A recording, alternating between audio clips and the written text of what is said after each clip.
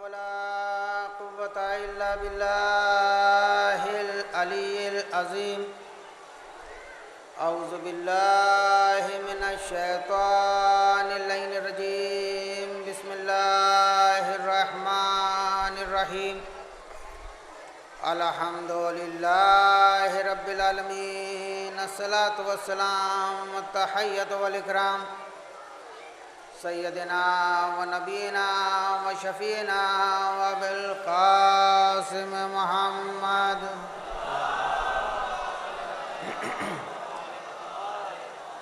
وآل بيته الطيبين الطاهرين المظلومين المعصومين ولعنة الله على أعدائهم أجمعين. أما بعد فقد قال الله تبارك في كتابه المبين وأصدق الصادقين وقوله الحق. بسم الله الرحمن الرحيم. إن الدين عند الله الإسلام. صلاة پڑھی محمد علیہ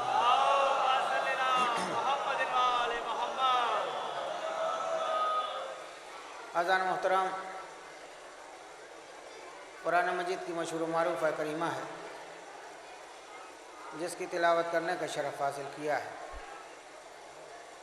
جس میں خالق کائنات اعلان کر رہا ہے ان الدین عند اللہ الاسلام. اللہ کے نزدیک اگر کوئی دین ہے تو وہ دین اسلام ہے. دنیا میں ہزاروں طرح کے مذہب ہیں، ہزاروں طرح کے دین ہیں، لیکن پروردگار عالم کسی دین کو دین ہی نہیں سمجھتا، کسی مذہب کو مذہب ہی نہیں سمجھتا. اس کے نزدیک اگر کوئی دین ہے تو وہ صرف دین اسلام ہے. اور یہ دین اتنا مضبوط و مستحکم ہے کہ جس کی تبلیغ کے لیے 1,24,000 انبیاء آئے. ہر نبی اسی دین کی تبلیغ کرتا رہا، ہر نبی اسی دین کی اشاعت کرتا رہا، ہر نبی اسی دین کو پھیلانے کے لیے آتا رہا. یہ دین دین امن ہے، یہ دین دین سلامتی ہے. یہ دین پیغام دیتا ہے کہ خود جیو، دوسروں کو جینے دو. اور اسی لیے اسلام میں یہ حکم ہے کہ جب ایک بھائی دوسرے بھائی سے ملے، جب ایک مومن دوسرے مومن سے ملے، جب ایک مسلمان دوسرے مسلمان سے ملے تو کلام سے پہلے سلام کرے. کلام سے پہلے سلام. اور سلام کا کیا مطلب ہے عزیزان محترم؟ سلام یعنی سلام علیکم. یہ سلام علیکم ہے دعائے سلامتی. سلام علیکم ہے دعائے سلامتی، یعنی تم سلامت رہو. جب ایک بھائی دوسرے بھائی سے ملنے سے پہلے، ملاقات سے پہلے ایک بھائی دوسرے بھائی کو سلامتی کا پیغام دے گا، سلامتی کا حکم دے گا، تو دوسرا بھائی اس کے لیے مارنے کی کوشش نہیں کرے گا، اسے ستانے کی کوشش نہیں کرے گا، اسے اذیت پہنچانے کی کوشش نہیں کرے گا. اور اسی طرح اسلام میں امن و امان قائم ہو جائے گی. صلوات پڑھیے محمد و آل محمد پر.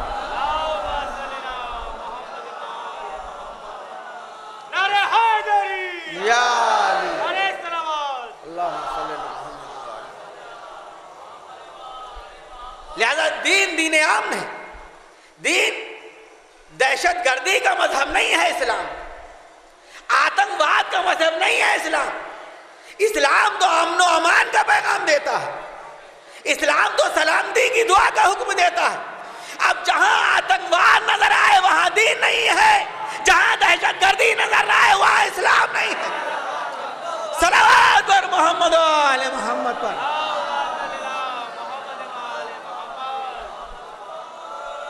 تو عزیزان محترم، یہ بڑا مستحکم دین ہے، بڑا مضبوط دین ہے، جس کی تبلیغ کے لیے 1,24,000 انبیاء آئے. ہر نبی اسی دین کی تبلیغ کرتا رہا، ہر نبی اسی دین کی اشاعت کرتا رہا، ہر نبی اسی دین کو پھیلانے کے لیے آئے. آدم سے لے کے خاتم تک ہر نبی دین اسلام کی تبلیغ کرتا رہا. اور عزیزان محترم، جب اللہ نے دین کو بھیجا تو دین کو پھیلانے کے لیے رہبران دین کا بھی انتظام کیا. رہبران دین کا بھی انتظام کیا. اور عزیزان محترم، جب سب سے پہلا انسان آیا دنیا میں سب سے پہلا انسان آیا تو وہ رہبر بن کے آیا، ہادی بن کے آیا۔ کیوں؟ اس لیے کہ اگر اللہ ہادی کو بعد میں بھیجتا، ہدایت پانے والوں کو پہلے بھیج دیتا، تو ہو سکتا ہے ان میں سے کوئی یہ کہتا کہ ہم ہدایت کیسے پاتے، ہماری ہدایت کرنے والا کوئی نہ تھا۔ لہذا اللہ نے پہلے ہدایت کا انتظام کیا، بعد میں ہدایت پانے والوں کو بھیجا، تاکہ کوئی یہ نہ کہہ سکے کہ ہماری کوئی ہدایت کرنے والا نہ تھا، ہمیں کوئی سیدھا راستہ دکھانے والا نہ تھا، ہمیں کوئی اچھائی اور برائی کو بتانے والا نہ تھا۔ اللہ نے سب سے پہلا انسان بھیجا، اور جب بھیجا تو کس شان سے بھیجا؟ پہلا نبی، پہلا رہبر آیا تو کس شان سے آیا؟ ابھی دنیا میں آنے نہیں پایا ہے۔ اللہ نے اعلان کر دیا، اللہ نے اعلان کر دیا کہ میں تمہارے درمیان ایک خلیفہ بنانے والا ہوں، میں زمین پہ ایک خلیفہ، انی جاعل فی الارض خلیفہ، میں زمین پہ ایک خلیفہ بنانے والا ہوں۔ بس جیسے ہی اللہ نے کہا کہ میں زمین پہ خلیفہ بنانے والا ہوں، معصوم فرشتے اٹھ کے کھڑے ہو گئے۔ معبود کیا ایسے کو خلیفہ بنائے گا جو زمین پہ خوریزی کرے، جو زمین پہ فساد برپا کرے؟ معبود ہم میں سے بنا دے، ہم تیری تسبیح کرتے ہیں، ہم تیری تقدیس کرتے ہیں، ہم تیری تحلیل کرتے ہیں، ہم تیری عبادت کرتے ہیں، ہم تیری ریاضت کرتے ہیں، معبود ہم میں سے بنا دے۔ پروردگار عالم نے فوراً یہ کہہ کے ڈانٹ دیا، انی عالم و ما لا تعلمون، جو میں جانتا ہوں وہ تم نہیں جانتے۔ معصوم ملک تھے، خاموش ہو گئے۔ لیکن ذرا انصاف سے بتائیے، کیا اللہ نے ملائکہ کے سوال کا جواب دیا؟ ملائکہ کا سوال کیا تھا؟ معبود کیا ایسے کو خلیفہ بنائے گا جو زمین پہ خوریزی کرے، فساد برپا کرے؟ اللہ کو اس کی صفائی پیش کرنا چاہیے تھی کہ جسے میں زمین پر بھیج رہا ہوں وہ خوریزی نہیں کرے گا، وہ فساد برپا نہیں کرے گا، لیکن اللہ نے ڈانٹ دیا۔ معصوم ملک تھے، خاموش ہو گئے۔ اچھا، اس سوال کا مطلب کیا ہے؟ ملائکہ کے سوال کا مطلب یہ ہے کہ ملائکہ خوریزی نہیں چاہتے، ملک خوریزی نہیں چاہتا، ملک فساد نہیں چاہتا۔ بھئی سوال کا مطلب یہی تو ہے کہ ملائکہ خوریزی نہیں چاہتے۔ کا معبود کیا ایسے کو خلیفہ بنائے گا جو زمین پہ خوریزی کرے؟ اس کا مطلب یہ ہے کہ ملائکہ خوریزی نہیں چاہتے۔ لیکن آپ کو ایک منظر دکھاؤں، جب جنگ احد میں رسول کے صحابی ابو دجانہ کی تلوار ٹوٹی، پیغمبر کی خدمت میں آئے اور آنے کے بعد کہا، اللہ کے رسول میری تلوار ٹوٹ گئی۔ پیغمبر نے ایک کھجور کی لکڑی لی اور ابو دجانہ کے ہاتھ میں دے دی، ابو دجانہ کے ہاتھ میں دے دی، لو اس سے کام کرو۔ اب جو پیغمبر کے ہاتھ سے مس ہو کر لکڑی ابو دجانہ کے ہاتھ میں آئی تو اس نے وہی کام کیا جو تلوار کیا کرتی ہے۔ ابو دجانہ کے لکڑی تھمانے کے کچھ دیر بعد مولائے کائنات کی تلوار ٹوٹ گئی۔ اب جو علی کی تلوار ٹوٹی تو علی بھی پیغمبر کے پاس آئے، یا رسول اللہ میری تلوار ٹوٹ گئی، یا رسول اللہ میری تلوار ٹوٹ گئی۔ اب پیغمبر علی کو کھجور کی لکڑی نہیں دیتے، بلکہ آسمان کی طرف دیکھ رہے ہیں، آسمان کی طرف دیکھیں۔ میں کہوں گا یا رسول اللہ ابھی چند لمحے پہلے آپ کے صحابی ابو دجانہ کی تلوار ٹوٹی، آپ نے کھجور کی لکڑی ان کے ہاتھ میں تھما دی، اب علی کی تلوار ٹوٹی ہے، علی کے ہاتھ میں بھی کھجور کی لکڑی تھما دیجئے۔ جناب عزیزان محترم، پیغمبر اسلام جواب دیں گے، نادان، جس ملک کا جو سپاہی ہوتا ہے اسلحہ بھی اس کے لیے وہیں سے آتا ہے۔ ابو دجانہ یہاں کا سپاہی تھا، اسے اسلحہ یہاں کا دیا، علی ادھر کا سپاہی ہے، اس کے لیے اسلحہ وہاں سے آئے گا۔ یا علی،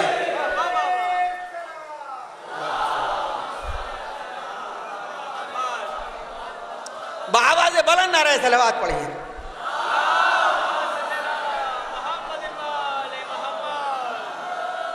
تو عزیزان محترم، اب پیغمبر کھجور کی لکڑی علی کے ہاتھ میں نہیں اٹھا کے دیتے، بلکہ آسمان کی طرف دیکھ رہے ہیں۔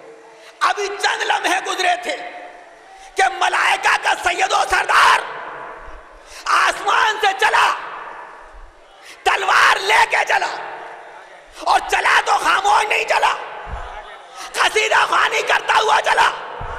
لا فتح الا علی، لا سیف الا ذوالفقار، نہیں ہے کوئی جوان علی جیسا، نہیں ہے کوئی تلوار ذوالفقار جیسی۔ آئے تو قصیدہ پڑھتے ہوئے آئے، کیا لے کے آئے ہیں جبریل؟ ذوالفقار لے کر آئے۔ کیا لے کر آئے ہیں؟ تلوار لے کر آئے۔ اذان محترم، تلوار کا کام کیا ہے؟ تلوار کا کام ہے کاٹنا، تلوار کا کام ہے خون بہانا، تلوار کا کام ہے خوریزی کرنا۔ بھئی آدم کے پیدا ہونے کے وقت ملائکہ نے کیا کہا تھا؟ معبود کیا ایسے کو خلیفہ بنائے گا جو خوریزی کرے، فساد برپا کرے؟ میں نے کہا جبریل تم تو خوریزی کے خلاف ہو، تم تو خوریزی نہیں چاہتے، تم تو فساد نہیں چاہتے، جب خوریزی نہیں چاہتے تو تلوار کیوں لے کے آئے؟ بھئی تلوار کا کام کاٹنا ہے، تلوار کا کام خون بہانا ہے، جب خوریزی کے خلاف ہو تو تلوار لے کے کیوں آئے؟ جبریل جواب دیں گے نادان پہلے یہ دیکھ تلوار کس کے لیے لے کے آیا ہوں، تلوار کس کے لیے لے کے، جملہ کہنے دیجئے عزیزان محترم، تلوار کس کے لیے لے کے آئے ہوں؟ جبریل جواب دیں گے اگر تلوار معصوم کے ہاتھ میں ہے تو جہاد ہوگا، معصوم کے ہاتھ میں ہے تو جہاد ہوگا، غیر معصوم کے ہاتھ میں ہے تو فساد ہوگا۔ جبریل جواب دیں گے ہم جہاد کے خلاف نہیں ہیں، فساد کے خلاف ہیں۔ صلوات پر محمد و آل محمد۔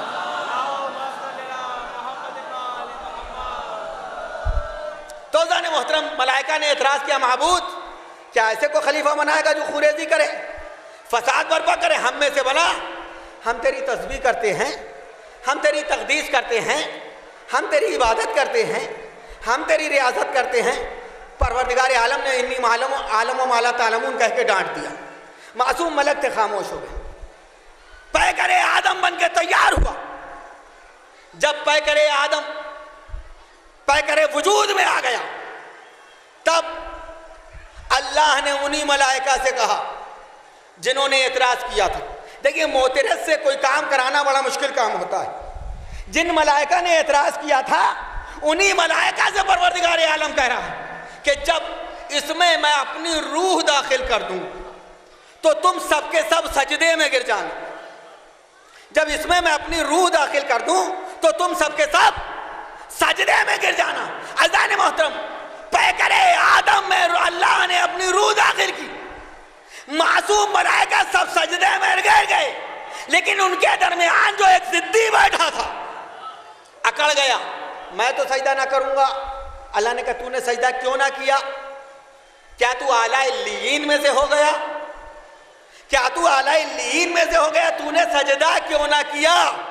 دیکھیے عزیزان محترم علیین ہے علی کی جمع، علیین ہے علی کی جمع۔ اللہ نے کیا کہا؟ تو نے سجدہ کیوں نہ کیا؟ کیا تو اعلیٰ علیین میں سے ہو گیا؟ یعنی اس کا مطلب یہ کچھ علی جیسی ذاتیں اس وقت بھی موجود تھیں اور ایسی ذاتیں تھیں جن پر آدم کو سجدہ کرنا واجب نہ تھا، جن پر آدم کو سجدہ کرنا واجب نہ تھا۔ کیا تو نے سجدہ کیوں نہ کیا؟ کیا تو ان کے برابر ہو گیا؟ کیا تو علی کے برابر ہو گیا؟ اس کا مطلب یہ کہے کہ اللہ نے مردود بارگاہ قرار دے دیا اور مردود بارگاہ قرار دے کے بتایا دیکھو سب کچھ برداشت کر سکتا ہوں، علی کی برابری برداشت نہیں کر سکتا۔ صلوات پر محمد و آل محمد پر۔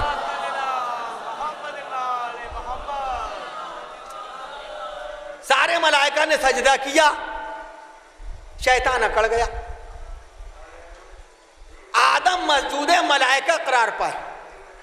یہی بات ایک چاہنے والے نے ہمارے چھٹے آقا امام جعفر صادق علیہ السلام سے دیکھیں، معصوم کا نام آیا کرے تو بآواز بلند صلوات پڑھا کیجئے۔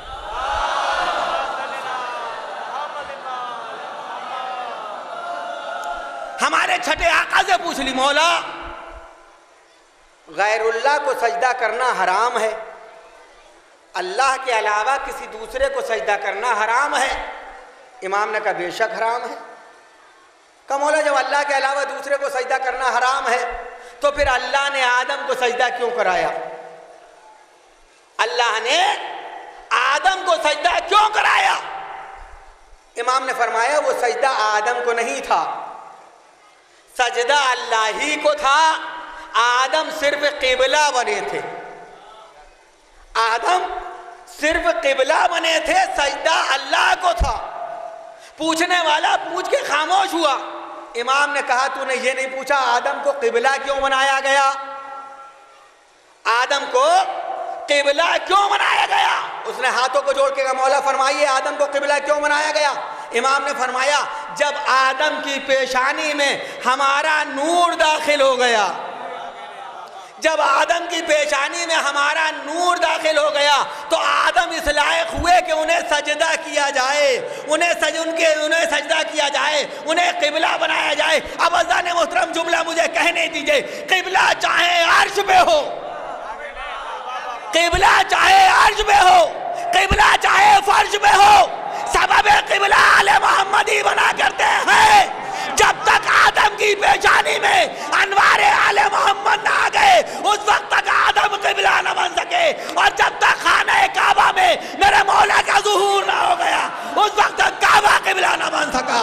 صلوات بر محمد آل محمد۔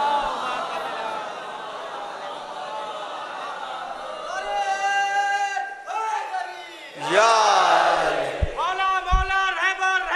حیدر حیدر حیدر حیدر فاتح سفین فاتح خیبر حیدر حیدر حیدر حیدر جس نے چیرا کلہ ازدر Haidar Haidar Haidar Haidar Maisam Maisam Qambar Qambar Haidar Haidar Haidar Haidar diamond diamond silver silver Haidar Haidar Haidar ڈالا حیدری یا علی نعرہ صلوات۔ اللہم صلی اللہ۔ دوستان محترم یہ دین امن ہے، یہ دین دین امن ہے، یہ دین دین فطرت ہے۔ فطرت کے خلاف یہ دین کوئی حکم نہیں دیتا، فطرت کے خلاف یہ دین کوئی حکم دیتا ہی نہیں۔ اسی لیے پیغمبر اسلام نے ارشاد فرمایا کل مولود یولد علی فطرت الاسلام، ہر پیدا ہونے والا بچہ اسلام کی فطرت پر پیدا ہوتا ہے، ہر پیدا ہونے والا بچہ اسلام کی فطرت پر پیدا ہوتا ہے۔ پھر اس کی پرورش کرنے والے اس کو اپنا جیسا بنا لیتے ہیں، اس کو اپنا جیسا بنا لیتے ہیں۔ ہر پیدا ہونے والا بچہ اسلام کی فطرت پہ پیدا ہوتا ہے۔ اب اس میں پیغمبر اسلام نے کوئی قید نہیں لگائی کس ملک میں پیدا ہونے والا بچہ اسلام کی فطرت پر پیدا ہوگا، کس شہر میں پیدا ہونے والا بچہ اسلام کی فطرت پہ پیدا ہوگا، کس گاؤں میں پیدا ہونے والا بچہ اسلام پہ فطرت پہ پیدا ہوگا، کس گھر میں پیدا ہونے والا بچہ اسلام کی فطرت پر پیدا ہوگا، کس خاندان میں پیدا ہونے والا بچہ اسلام کی فطرت پہ پیدا ہوگا۔ کوئی شرط نہیں لگائی، کوئی قید نہیں لگائی، پیغمبر نے کلیہ بیان کر دیا ہر پیدا ہونے والا بچہ اسلام کی فطرت میں پیدا ہوگا۔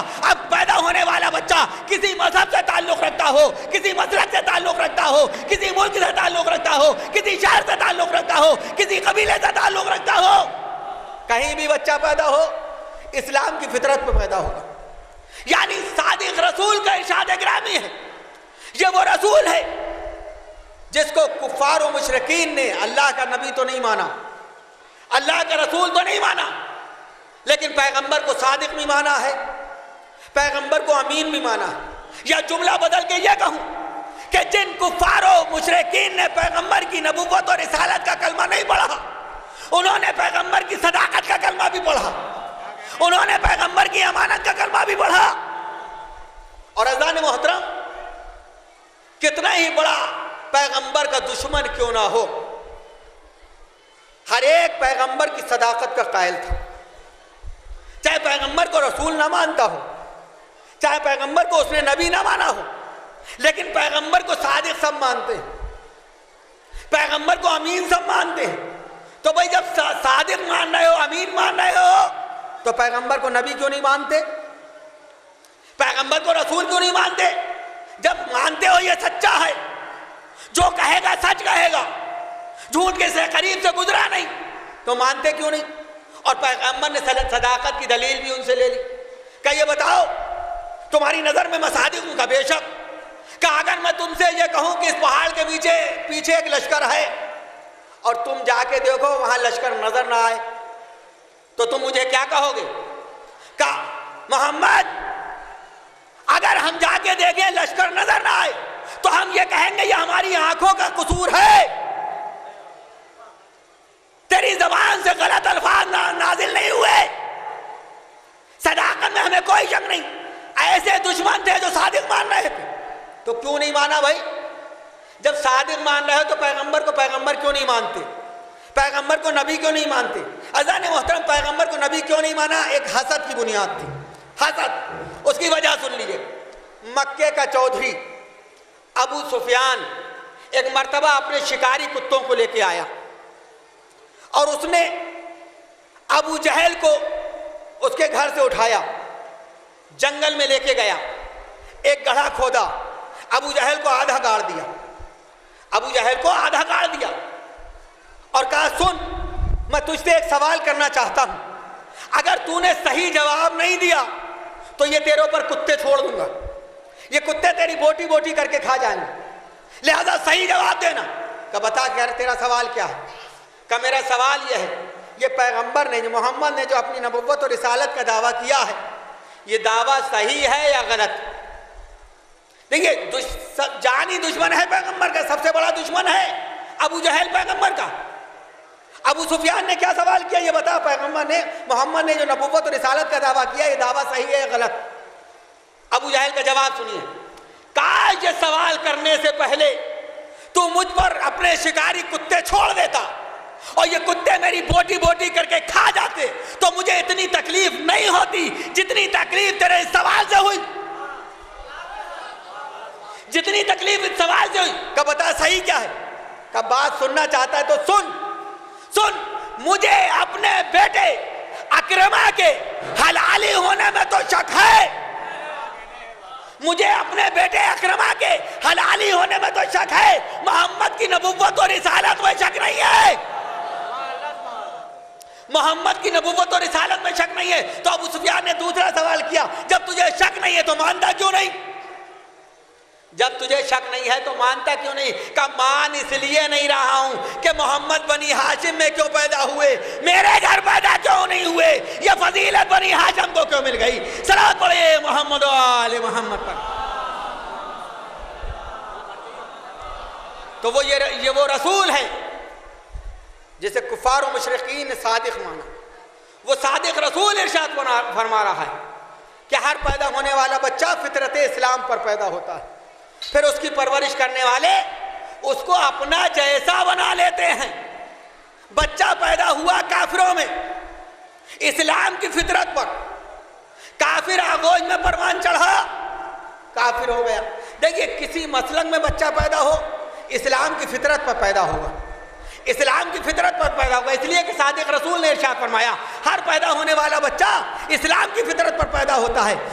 مسلمانوں میں بچہ پیدا ہوا اسلام کی فطرت پر، کافروں میں بچہ پیدا ہوا اسلام کی فطرت پر، منافقین میں بچہ پیدا ہوا اسلام کی فطرت میں، مشرکین میں بچہ پیدا ہوا اسلام کی فطرت پر، مجوسیوں میں بچہ پیدا ہوا اسلام کی فطرت میں۔ اذان محترم، کسی مذہب سے تعلق رکھتا ہو، کسی مسلک سے تعلق رکھتا ہو، بچہ اسلام کی صرف فطرت پر پیدا ہوتا ہے، پھر جیسی آغوش ملتی ہے ویسا ہو جاتا ہے۔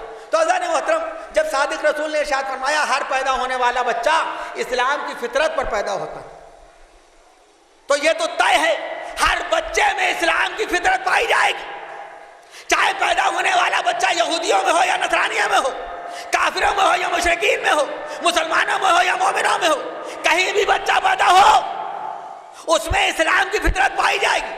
تو آئیے دیکھتے ہیں اسلام کی فطرت کیا ہے۔ اسلام کی فطرت کیا ہے؟ اگر نماز کو فطرت اسلام مانا جائے تو ہم نے کسی بچے کو نہیں دیکھا ادھر بچہ پیدا ہوا ہو ادھر اس نے اپنے سر کو سجدہ معبود میں رکھ دیا ہو۔ اگر روزے کو فطرت اسلام مانا جائے تو ہم نے کسی بچے کو نہیں دیکھا ادھر بچہ پیدا ہوا ہو ادھر اس نے روزے کی نیت کی ہو۔ اگر زکوٰۃ کو فطرت اسلام مانا جائے تو ہم نے کسی بچے کو نہیں دیکھا کہ ادھر بچہ پیدا ہوا ہو ادھر اس نے زکوٰۃ ادا کر دی ہو۔ اگر حج کو فطرت اسلام مانا جائے تو ہم نے کسی بچے کو نہیں دیکھا ادھر بچہ پیدا ہوا ہو ادھر خانہ کعبہ کا طواف کرنے لگا ہو، مقام ابراہیم میں نماز پڑھنے لگا ہو، میدان مینا میں قربانی دینے لگا ہو، صفا و مروہ کے درمیان سعی کرنے لگا ہو۔ اگر خمس کو فطرت اسلام مانا جائے تو ہم نے کسی بچے کو نہیں دیکھا ادھر بچہ پیدا ہوا ہو ادھر اس نے خمس ادا کر دیا ہو. اگر جہاد کو فطرت اسلام مانا جائے تو ہم نے کسی بچے کو نہیں دیکھا ادھر بچہ پیدا ہوا ہو ادھر اس نے تلوار لے کے میدان میں آ گیا ہو. اس کا مطلب یہ ہے کہ نماز فطرت اسلام نہیں, روزہ فطرت اسلام نہیں, حج فطرت اسلام نہیں, زکوٰۃ فطرت اسلام نہیں, خمس فطرت اسلام نہیں, جہاد فطرت اسلام نہیں, امر بالمعروف فطرت اسلام نہیں, نہی عن المنکر فطرت اسلام نہیں. یہ سب چیزیں اسلام میں تو ہیں,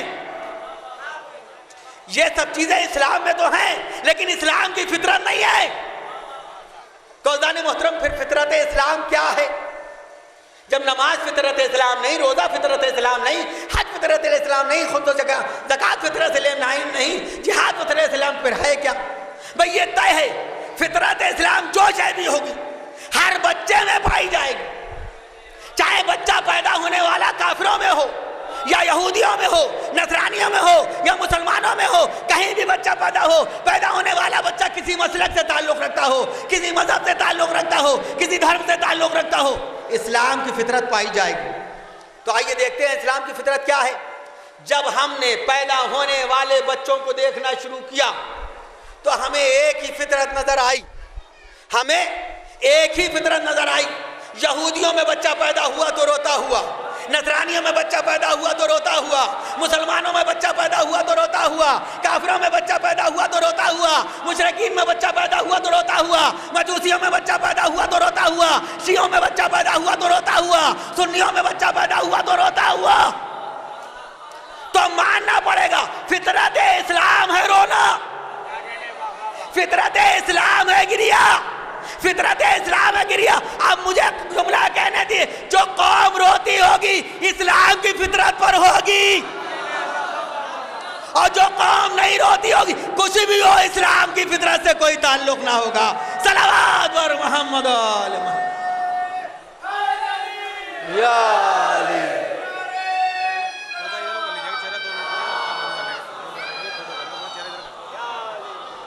بابا سے بلند نعرہ صلوات پڑھیے.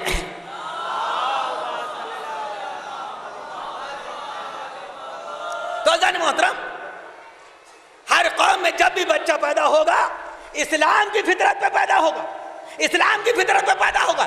اسلام کی فطرت ہے گریا, اسلام کی فطرت ہے رونا, اسلام کی فطرت ہے رونا. اب عزیزان محترم جو شے اسلام کی فطرت قرار پائی اسی کو مسلمان نے بدعت قرار دے دیا. رونا بدعت ہے, رونا حرام ہے, رونا بزدلی کی علامت ہے, رونا نہیں چاہیے. ادھر محرم کا چاند نمودار ہوا, ادھر فتووں کی بارش ہونا شروع ہو گئی. رونا حرام, رونا بدعت, رونا بزدلی کی علامت. عزیزان محترم جو مولانا روز فتوے دیا کرتے تھے, جو مولانا روز فتوے دیا کرتے تھے, ان کے یہاں ایک بچہ پیدا ہوا, ان کے یہاں ایک بچہ پیدا ہوا. میں آگے بڑھا,